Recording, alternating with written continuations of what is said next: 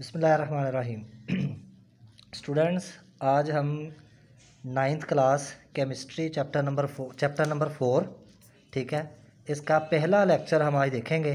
ठीक है, lecture number 1। ठीक है जी। तो जब हम हमारे इस चैप्टर का नेम है स्ट्रक्चर ऑफ मॉलिक्यूल्स। ठीक है जी। तो सबसे पहले हम देखेंगे इसका इंट्रोडक्शन में एक बात लिखी हुई है कि मैटर क्या चीज़ है। मैटर, ठीक है, व्हाट इज़ मैटर। मैटर क्या चीज़ है? तो देखिए जी, मैटर हर वो चीज़ होती है, इसको मादा कहते हैं उर्दू में।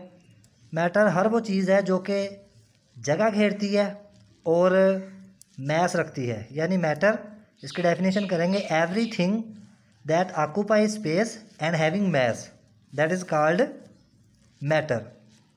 तो इस चैप्टर को शुरू करते हुए हम देखेंगे कि मैटर क्या है। ज़ाहिर बात है कि मैटर बना होता है एटम्स से। ठीक है जी। एटम्स मिलके क्या बनाते हैं? मैटर बनाते हैं। एटम्स मिलके मैटर बनाते हैं।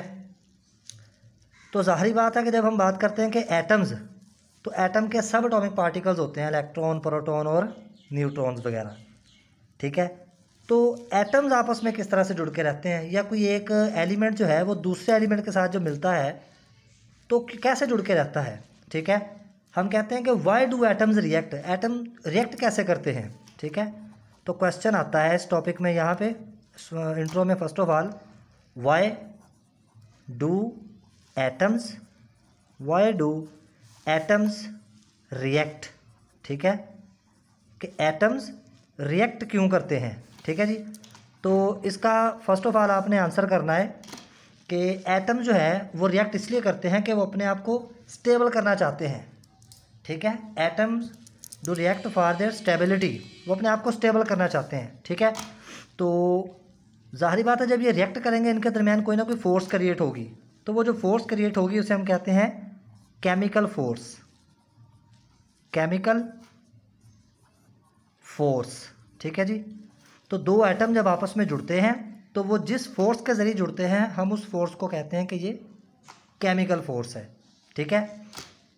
तो हम इसको इस तरह से कहेंगे कि the attractive force which bind the particles. ठीक है, यानी अट्रैक्टिव फोर्स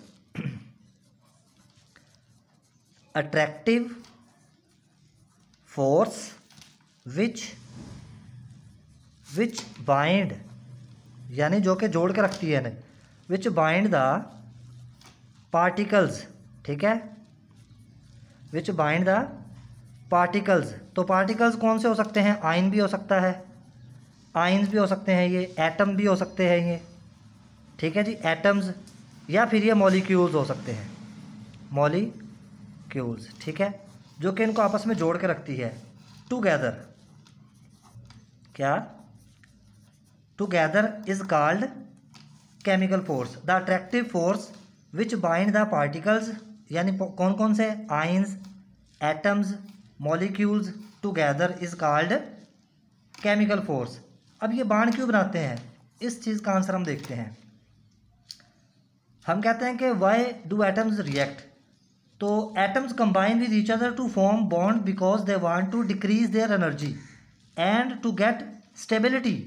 यानी एटम्स स्टेबल होना चाहते हैं, तो स्टेबल होने के लिए ये जो क्या करेंगे, या तो ये इलेक्ट्रॉन लेंगे या ये इलेक्ट्रॉन देंगे। ठीक है जी। तो इसके लिए हम पढ़ते हैं दो रूल्स, 2 रूल्स। इसके लिए हम 2 रूल्स पढ़ेंगे। Number 1 is duplet rule. ठीक है। Number 2 is octet rule. ठीक है जी। डुप्लेट रूल में इसका आप डेफिनेशन इस तरह से कर सकते हैं कि the ability of an atom to get 2 electrons,